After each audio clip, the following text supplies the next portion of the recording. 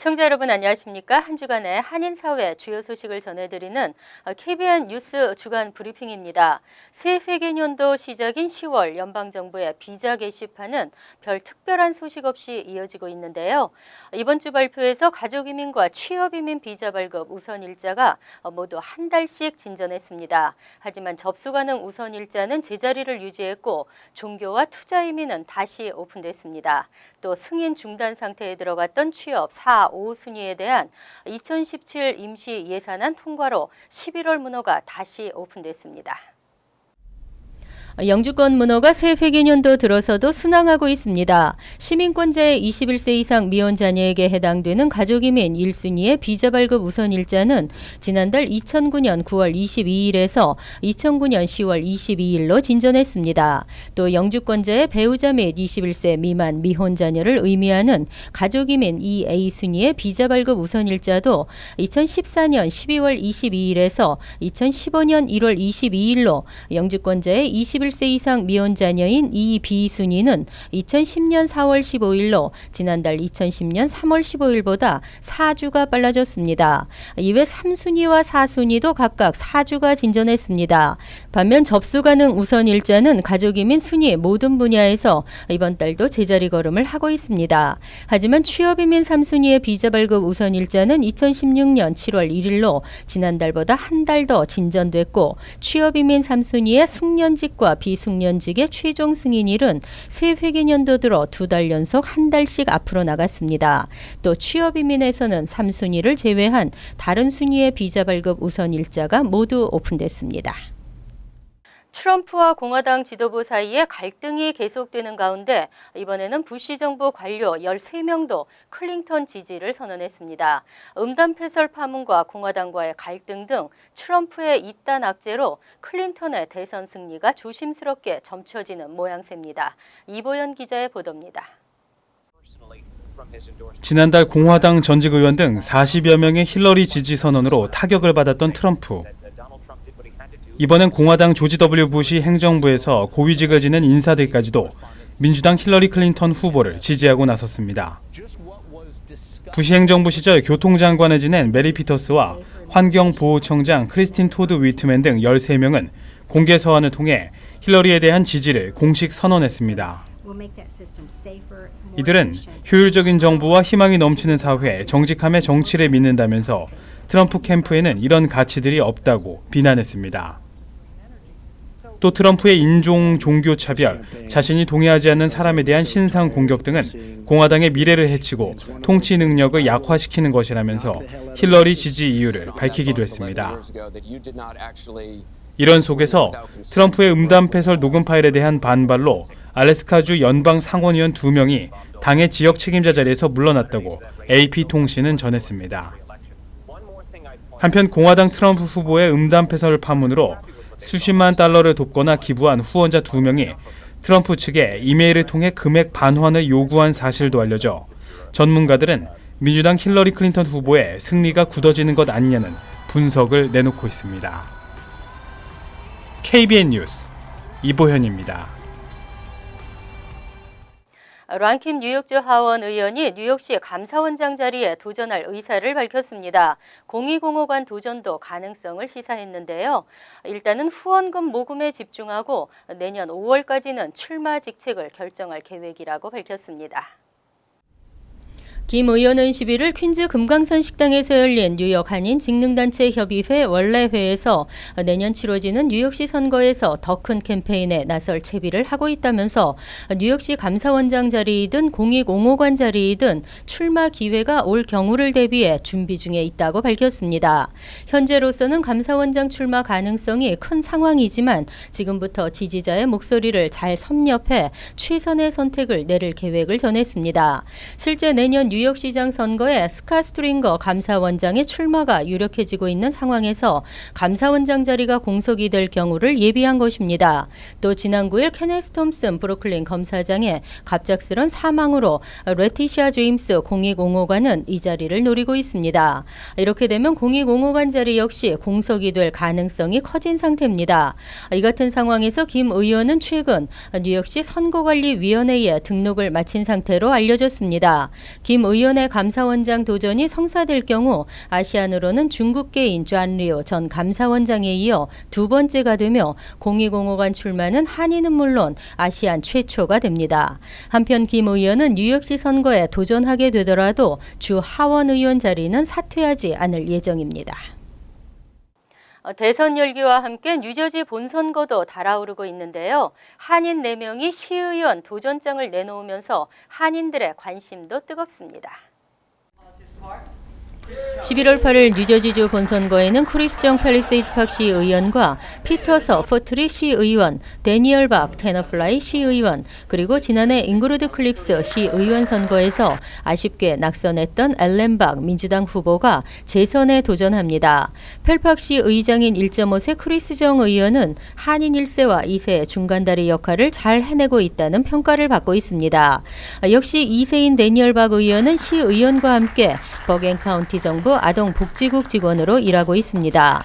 지난 4일 민주당 후원단체 기금모금 행사에 참석한 이들은 한인 주민들을 대변하는 시의원 역할을 계속 수행하고 싶다는 포부를 밝혔습니다.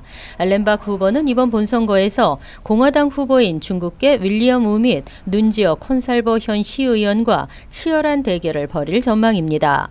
박 후보는 지난해 선거에서 적은 표차로 아쉽게 낙선했다며 올해는 주민의 응원이 큰 만큼 열심히 노력해서 꼭 당선되고 싶다고 밝혔습니다. 이들은 당선될 경우 오는 2019년까지 3년 임기를 보장받게 됩니다. 한편 이날 뉴저지주 본선거는 연방 하원의원, 카운티 클럭, 쉐리프 등 굵직한 정치인들을 뽑게 되며 투표 시간은 오전 6시부터 오후 8시까지입니다. 한식급식 시범 행사가 뉴저지 팰리세이즈 팍에서도 이어지고 있습니다. 지난달 급식업체는 한식 메뉴 도입이 곧 현실화된다고 밝히기도 했는데요. 연말까지 계속되는 한식 행사는 앞으로도 5회 더 이어지고 내년엔 뉴욕까지 확대 시행됩니다. 이보연 기자가 현장을 취재했습니다. 뉴저지 최대 한인 밀집타운 팰리세이즈 팍 린드버그 초등학교. 점심시간이 되자 학생들이 카페테리아로 몰려듭니다. 오늘은 미 동부 한식 세계화 추진위원회가 주최하는 한식 급식 시범 행사가 열리는 날. 지난달 올드 태판 고등학교를 시작으로 벌써 3회째를 맞았습니다. 이번 행사에선 순두부, 유산균 김치, 불고기, 잡채, 그리고 오늘 최고 인기 메뉴인 불고기 소스 치킨까지 모두 5가지 메뉴가 제공됐습니다. 만난 음식에 집어드는 학생들의 손도 분주해집니다. 학생들이 지금 여기 펠팍 랜드버그 초등학교인데 학생들이 한 80%가 즐기고 있고요. 계속 이어서 올해는 연말까지 앞으로 사회를 할 것입니다. 시범 행사를 찾은 이종철 펠팍 부시장은 우여곡절 끝에 한식 급식이 성사 직전 단계에 온 것에 대해 소회를 전했습니다. 그래서 아마 앞으로 뉴저지 버겐 카운티만큼은 앞으로 한식이 곳곳에 다 들어갈 것 같아요. 굉장히 아주 기쁘고 고무적인 일입니다. 급식 담당 업체 폼토니안 바바라 매니저는 한식 급식에 대한 좋은 반응을 전하며 한식의 정식 메뉴 채택에 대한 기대를 높였습니다. I think it's very good. I'm enjoying it myself.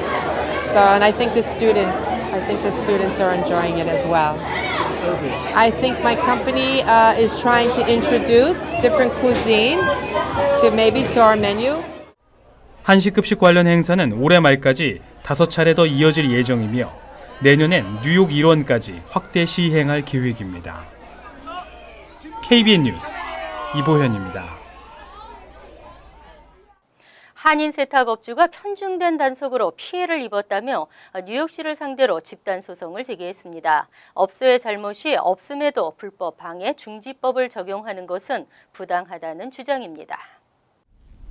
맨해튼 이누드에서 런드로맷을 운영하고 있는 54세 한인 조모 씨는 지난 11일 브롱스 거주 타인정 2명과 함께 뉴욕시경을 상대로 부당한 단속이나 처벌이 소상인들에게만 편중되고 있다며 맨해튼 연방지법에 소송을 제기했습니다. 소장에 따르면 뉴욕시경이 불법방해 중지법을 적용해 자신의 런드로맷 영업이 직접적인 피해를 입었고 헌법이 보장한 재산권을 침해받았다는 주장입니다. 실제 NYPD는 지난 2010 2013년 5월 조 씨가 운영하는 가게 안에서 아이패드와 아이폰 등을 작물인 것처럼 위장해 가게 내 손님에게 $200에 판매한 뒤 그 손님을 작물 구입 혐의로 체포했습니다. 7개월 후 다시 가게로 찾은 경찰은 조 씨의 가게가 작물 거래 장소로 사용됐으며 조 씨가 이를 알고도 묵인했다며 1년간 영업정지 명령을 내렸습니다. 이때 경찰이 적용한 법은 불법방해 중지법 위반입니다. 이번 소송은 버지니아에 있는 정의연구소가 조 씨와 타인종 2명을 대표해 소송을 제기했습니다. 한편 뉴욕시는 사업체가 매춘이나 성범죄, 마약 및 작물 거래 등에 직간접적으로 관련될 경우 불법방해 중지법을 적용해 최고 1년까지 폐쇄 조치할 수 있도록 하고 있습니다. 불체 산모들을 유치해 거액의 메디케어 비용을 챙긴 병원들이 연이어 적발되고 있어 충격을 주고 있습니다. 수사기관들은 뉴욕, 뉴저지 지역도 예의주시하고 있습니다.